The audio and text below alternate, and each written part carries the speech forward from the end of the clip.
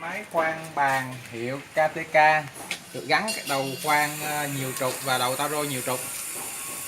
Đây là cái model là LG 30A, có chức năng khoan có một mũi lớn nhất là 30mm, và hiện tại thì cái máy này đang gắn cái đầu khoan 9 mũi cố định, đường kính mỗi mũi là 4.2mm, collet là C12.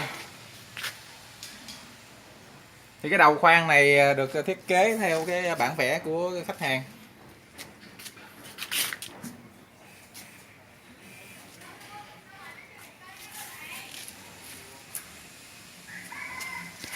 Thì máy khoan bàn KTK LG 30A có 9 cấp tốc độ.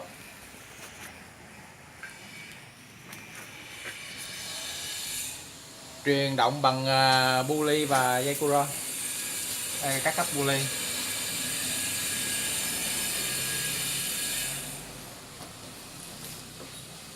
Thì kiểu vận hành của nó là máy khoan bằng manual, bằng tay, khoan bằng tay. Thì hành trình khoan lớn nhất nên là 140mm. Đây có cái thước đây. Thì mình nếu mà muốn khoan sâu bao nhiêu thì mình điều chỉnh cái thước đây, mình dùng cái lục giác này mình khóa lại.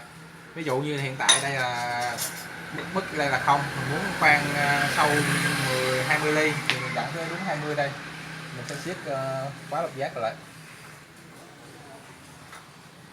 khóa chặt lại. Thì cái trục chính khi đó mình sẽ di chuyển xuống một độ là 20 thì nó không được nữa.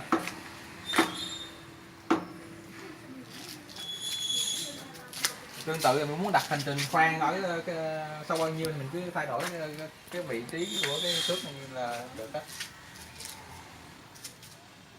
Thì máy khoan bàn KTK LG 30